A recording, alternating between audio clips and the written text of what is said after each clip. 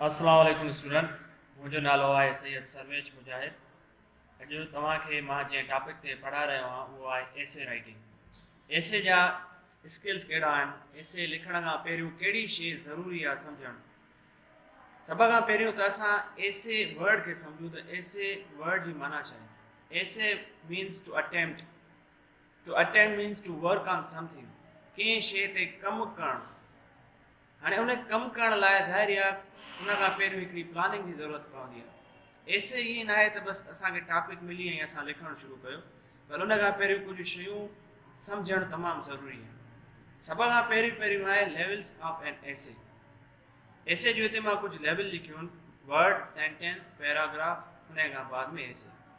हीअ हिकिड़ी ॾाकण आहे। सभ खां पहिरियों असांखे वोकेबलरी ते कमु करणो पवंदो। असां वटि जेॾी वोकेबलरी हूंदी उन खां पोइ असां ओतिरा सेंटेंस ठाहे सघंदासीं।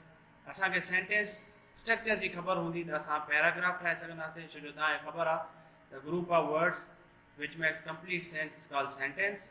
वरी ग्रुप ऑफ सेंटेंस उहे जेके आहिनि पैराग्राफ ठाहींदा, वरी ग्रुप ऑफ पैराग्राफ जेके आहिनि उहे एसे ठाहींदा।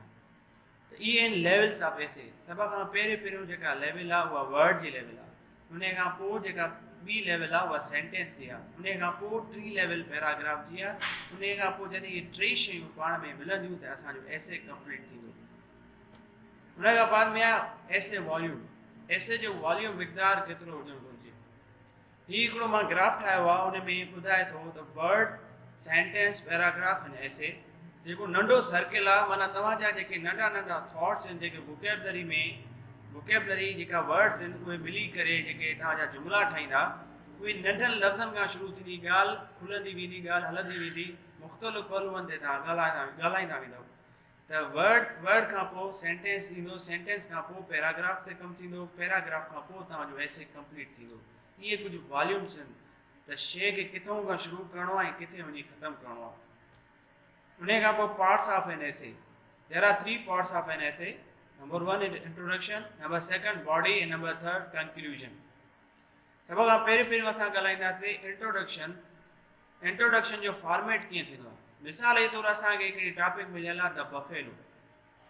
जेको स्ट्रक्चर हूंदो आहे या फॉर्मेट हूंदो आहे इंट्रोडक्शन जो, उहो ईअं हूंदो आहे जीअं पिरामिड्स ऑफ इजिप्ट, जीअं मिस्र एराम जा जेके एराम हूंदा आहिनि मिस्र जा, उन नमूने हिन जी जेका हूंदी आहे शिकिल हूंदी आहे। सभ खां पहिरियों उहे जेके कैटेगराइज़ थियल हूंदो आहे चइनि हिसनि में हूंदो आहे तव्हांजो पैराग्राफ। पहिरियों हूंदो आहे तव्हांजो जनरल आइडिया, उन खां पोइ हूंदी आहे उनजी सिग्निफिकेंस, उन खां पोइ हूंदी आहे जस्टिफिकेशन, उन खां पोइ हूंदो आहे रोड मैप। हाणे इहे आहिनि छा। मिसाल जे तौरु द बफेलो असांखे टॉपिक मिलियल आहे ऐं असां हुनजो जनरल आइडिया था ॾियूं। The buffalo is a domestic animal. इहो हिनजो थी वियो जनरल आइडिया। जनरल आइडिया छा आहे, कंहिं बि स्पेसिफिक टॉपिक ते पहिरियों का ॻाल्हि तव्हांजे ज़हन में क्लिक थिए त उहो जनरल आइडिया हूंदो। मिसाल जे तौरु पेन त लिखणु, बुक त पढ़णु, इहे जनरल आइडिया। माना पहिरियों तव्हांजे दिमाग़ में जेका शइ अचे उहो तव्हांजो जनरल आइडिया हूंदो। तव्हां जनरल आइडिया ॾिनो the buffalo is a domestic animal, इहो तव्हांजो जनरल आइडिया थी वियो। हिते सुवाल थो पैदा थिए त why it is a domestic animal. हाणे असां हिन जी सिग्निफिकेंस ॿुधाईंदासीं। It is very useful animal. यादि रखो त जेके बि कम जूं शयूं हूंदियूं उहे ई असां घर में रखंदा आहियूं। डोमेस्टिक शयूं उहे हूंदियूं जेके यूज़फुल हूंदियूं। त हिकिड़ी जाइ ते असां जनरल आइडिया ॿुधायोसीं the buffalo is a domestic animal, त अज़ ख़ुदि सुवाल पैदा थियो how it is a domestic animal. उन खां पोइ असां हुनजी सिग्निफिकेंस ॿुधाईसीं, it is very useful animal. इहो हिनजो हिकिड़ो रीज़न थी वियो। त जुमिलो जुमिले सां कोहेरेंट आहे, जुमिलो जुमिले सां मिलंदो थो अचे। उन खां पोइ जॾहिं इहो असां लिखियोसीं significance, it is very useful animal, वरी सुवाल पैदा थियो त यूज़फुल कीअं आहे। हाणे असां जस्टिफाई कंदासीं, इन जी सचाई खे ॿुधाईंदासीं। त उन खां पोइ जेको वारो ईंदो उहो जस्टिफिकेशन जो ईंदो। It gives us pure and clean milk which is very beneficial for our health. इहो असांखे ॾिए थो साफ़ सुथरो खीरु जेको असांजी सिहत लाइ तमामु ज़रूरी आहे, बहितर आहे। इहा हिन जी जस्टिफिकेशन थी वई, कंहिंजी सिग्निफिकेंस जी। It is very useful animal. Useful कीअं असां हुनजी जस्टिफिकेशन ॿुधाईसीं। हाणे जस्टिफिकेशन खां पोइ रोड मैप जेको ईंदो उन ते असां डिस्कस कंदासीं। जस्टिफाई करण लाइ पहिरियों असां मिल्क जे बारे में ॿुधायोसीं त खीरु असांजे बेनिफिशियल आहे। उन खां पोइ उनजो मीट गोश्त खे डिस्कस कंदासीं, उन खां पोइ उनजी स्किन ते। रोड मैप में असां मुख़्तलिफ़ शयुनि ते डिस्कस करे सघूं था। पर बफेलो जूं जेके मेन पॉइंट्स आहिनि जेके डिस्कस करण जहिड़ियूं आहिनि उहे कहिड़ियूं? नंबर पहिरियों मिल्क मां असांखे मुख़्तलिफ़ शयूं प्रोडक्ट्स मिलंदियूं आहिनि, मिसाल तौरु बटर, घी, योगर्ट, आइसक्रीम, ETC असां उहे ठाहींदा आहियूं। वरी उनजी असां जेका जस्टिफाई कंदासीं उनखे त असांखे मखण, घी इहे त मिलनि था, पर उन्हनि मां छा थो मिले? कैल्शियम ऐं प्रोटीन थी मिले। त असां मिल्क जी सिग्निफिकेंस ॿुधाईंदा हलंदासीं जस्टिफिकेशन सां गॾु, जस्टिफाइड कंदासीं त मिल्क असांजे लाइ फ़ाइदेमंद कीअं आहे, असां मिल्क मां खीर मां छा छा ठाहींदा आहियूं, उन्हनि मां असांखे छा मिलंदो आहे, असांजी सिहत लाइ उहो केतिरो फ़ाइदेमंद आहे। ठीकु आहे। उन खां पोइ अचे थो मीट गोश्त बि में जो कम जो आहे। उन मां असां करी बोड़, कबाब, बिरयानी, प्रोटीन्स, लिपिड्स इहे सभई असांखे शयूं मिलंदियूं आहिनि गोश्त मां। जेके असां बोड़ खाऊं था, कबाब खाऊं था, बिरयानी खाऊं था, उहे असांखे टेस्ट बि प्रोवाइड कनि था, पर उन सां गॾु असांखे सिहत लाइ प्रोटीन्स ऐं लिपिड्स बि मुहैया कनि था। इहा बि हिकिड़ी हिन जी जस्टिफिकेशन थी वई।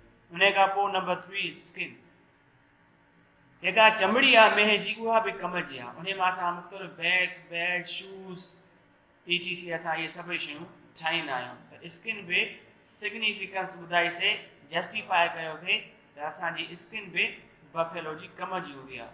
त असुल में इन टॉपिक जूं जेके मेन शयूं पॉइंट्स इहे आहिनि। इन खां अलावा बि आहिनि, तव्हां हिन में मेंह जूं स्पीशीज़ ॿुधाए सघो था, मेंह खे ऑन करण जा तरीक़ा ॿुधाए सघो था, छो जो तव्हां हिकिड़ी कंहिं टॉपिक ते कमु था कयो। उन खां पोइ अचूं था format of essay writing. Essay writing जो फॉर्मेट या नमूनो स्ट्रक्चर कीअं हूंदी आहे। इंट्रोडक्शन खां पोइ असां पैराग्राफ खे सम्झण जी कोशिशि कंदासीं त पैराग्राफ छा हूंदो आहे, माना बॉडी स्ट्रक्चर जेको आहे। असां हाणे मुख़्तलिफ़ पैराग्राफ ते बॉडी मुश्तमिल हूंदी आहे। Paragraph is a combination of 2 words, para and graph.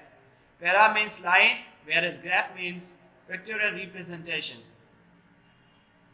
Paragraph ॿिनि लफ़्ज़नि जो जोड़ आहे, हिकिड़ो पैरा, ॿियो ग्राफ। पैरा जी माना आहे लाइन, लकीर, ऐं ग्राफ जो मतिलबु आहे पिक्चोरल रिप्रेजेंटेशन, माना तस्वीर उहिञाण, मंज़र निगारी। In paragraph, one should leave an indent and at beginning and space at end. जॾहिं असां पैराग्राफ शुरू कंदासीं त सभ खां पहिरियों असां थोरो इंडेंट छॾींदासीं, उन खां पोइ आख़िर में स्पेस बि छॾींदासीं। त हिकिड़ो त असांजी जेको पैराग्राफ आहे, मज़मून आहे, उहो लाइन ते हुजे। नंबर ॿियो, उन में मंज़र निगारी थियल हुजे। तव्हां कंहिं शइ ते लिखो था त पढ़ण वारो महसूसु करे, बफेलो ते लिखो था त बफेलो असांजे ज़हन ते अची वञे त उहो जानवर कीअं हूंदो आहे, उन जूं फ़ाइदे जूं शयूं कहिड़ियूं हूंदियूं आहिनि। इहा मंज़र निगारी आहे जो असां उन ख़्याल में गुम थी वञूं। इहो हाणे राइटर ते डिपेंड थो करे त उहो कीअं लफ़्ज़नि खे बयानु थो करे। मां हिकिड़ो एग्ज़ाम्पल ॾिनो आहे त इंडेंट ऐं स्पेस जो। The buffalo is a domestic animal, it is very useful animal, it gives us pure and clean milk which is very beneficial for our health. हाणे ॾिसो त बफेलो खां पहिरियों मां थोरो इंडेंट छॾियो आहे, थोरी विती छॾी आहे, उन खां पोइ आख़िर में मां स्पेस छॾियो आहे हेल्थ खां पोइ। इहे शयूं फॉर्मेट में इंक्लूड थींदियूं आहिनि। इहे शयूं लाज़मी आहिनि त जीअं एसे जी ब्यूटिफिकेशन असांजे साम्हूं अचे सघे। उन खां पोइ expression of essay. Expression is your written composition which collects facts and figures, your knowledge, analysis and observation regarding different things or topic. Expression तव्हांजी उहा लिखाई आहे जंहिंमें मुख़्तलिफ़ तादाद व शुमार, उन खां अलावा तव्हांजो जेको इल्मु आहे, तव्हांजी जेका तजुर्बा आहिनि, तव्हांजो जेको मुशाहिदो आहे, उहो सभु उन टॉपिक में, उन उनवान में शामिल थींदा आहिनि। In expression, one should care about grammar, vocabulary, sentence structure, language and punctuation marks. यादि रखो त जॾहिं तव्हां का शइ लिखी रहिया आहियो त उन में तव्हां ग्रामर खे फोकस कयो त ग्रामेटिकल एरर्स न आहिनि। उन खां अलावा तव्हां जेका वोकेबलरी इस्तेमालु कई आहे, वर्ड्स इस्तेमालु कया आहिनि, आया उहे फॉर्मल लैंग्वेज में या इनफॉर्मल लैंग्वेज में, उहे सही तरतीब सां आयल लफ़्ज़ या अण तरतीब सां असां इस्तेमालु कया। सेंटेंस स्ट्रक्चर में छा थींदो आहे, जुमिले जी बनावट थींदी आहे। उन लाइ मुंहिंजो पहिरियों लेक्चर तव्हां ॿुधो, सेंटेंस एंड इट्स काइंड्स, उन जा जेके टाइप्स आहिनि उन ते तव्हांखे ग्रिप हासिलु करणी पवंदी। उन खां पोइ तव्हांजी लैंग्वेज इंक्लूड कई वेंदी। तव्हांजी ॿोली, तव्हां केतिरा मैच्योर थॉट्स ॾियो था, तव्हां जेका प्रेज़ेंटेशन पेश कई आहे, टॉपिक पेश कई आहे, उन में तव्हांजा जेके आइडिया उहे केतिरा कारआमद आहिनि। एंड पंक्चुएशन मार्क्स, उन खां पोइ जेके बि पंक्चुएशन मार्क्स आहिनि, कॉमा आहे, फुल स्टॉप आहे, कॉलन आहे, सेमी कॉलन आहे, inverted commas, sign of exclamation, question mark, इन्हनि जो सही इस्तेमाल बि तव्हांजे एक्सप्रेशन में अची वेंदो आहे। उन खां पोइ कंटेंट ऑफ एसे, एसे जो कंटेंट छा आहे? In content the writer should take care of coherence, unity and developments between ideas. तव्हांजा जेके ख़्याल आहिनि, जेको लेखक आहे उहो पंहिंजनि ख़्यालनि खे कोहेरेंट, उन में लस लेट पैदा करे, उन में हिकिड़ो जोड़ पैदा करे, जेको लफ़्ज़ लफ़्ज़ सां, जुमिलो जुमिले सां ऐं पैराग्राफ सां हिक ॿिए सां कोहेरेंट हुजे, मिलियल हुजे। ईअं न त तव्हांजा ख़्याल हेॾे होॾे थी वञनि, ख़्याल टू द पॉइंट हुजे। For this one should use words like connectors, indicators, adverbs, phrasal prepositions, conjunctions and concluding words।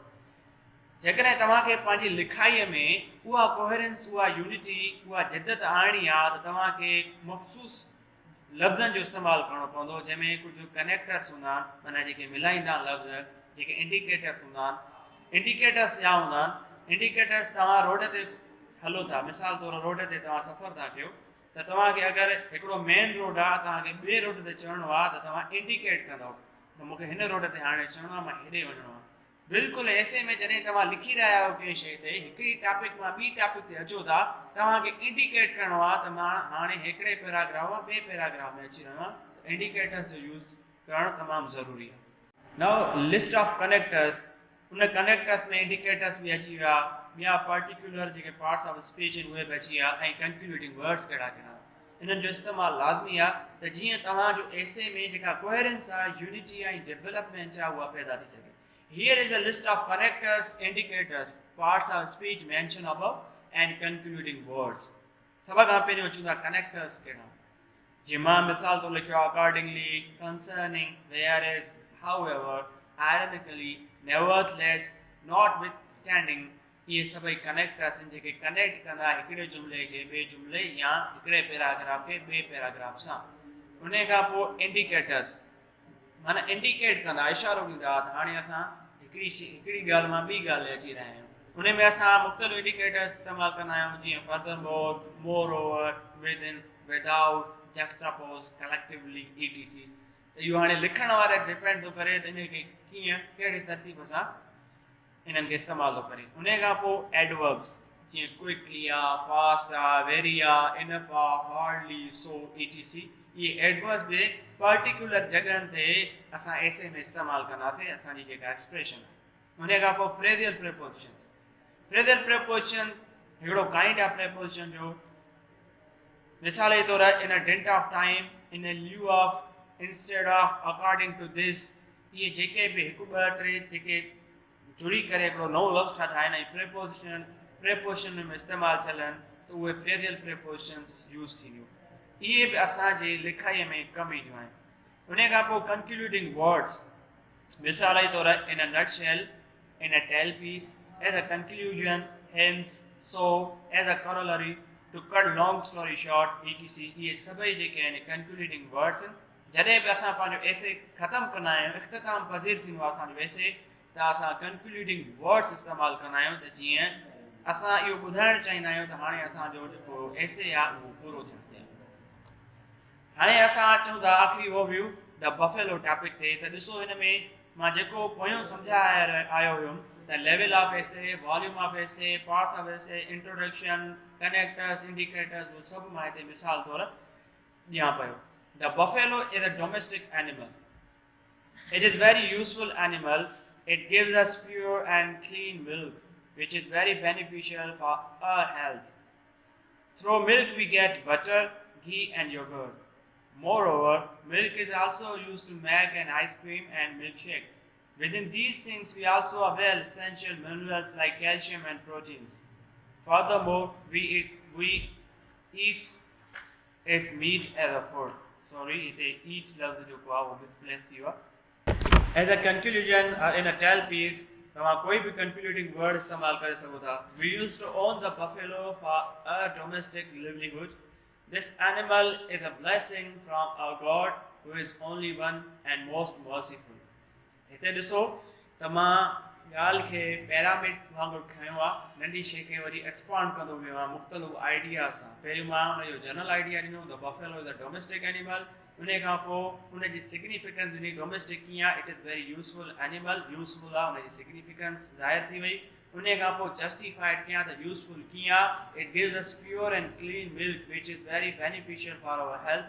पोइ मां खीर खे, उन खां पोइ खीर खां पोइ उनजी गोश्त खे, उन खां पोइ स्किन खे सिस्टमेटिकली ॿुधाईंदो वेंदुमि, त पोइ उहे उन जूं जस्टिफिकेशन थी वेंदी, सचाई थी वेंदी त ही यूज़फुल कीअं आहे, जेका उनजी सिग्निफिकेंस हुई। उन खां अलावा ॾिसो त मां हिते more over, further more, age a conclusion या एज अ 12 पीस लफ़्ज़ इस्तेमालु कया आहिनि, जेके कनेक्टर्स आहिनि, जेके इंडिकेटर्स आहिनि ऐं आख़िर में कंक्लूडिंग वर्ड्स आहिनि। इन्हनि जे लिखण सां तव्हांजे एसे में उहा यूनिटी, कोहेरेंस ऐं डेवलपमेंट, उहो तसलसुल, उहा लसलेट पैदा थींदी, जेका एसे खे पढ़ण में मज़ो ॾींदी आहे।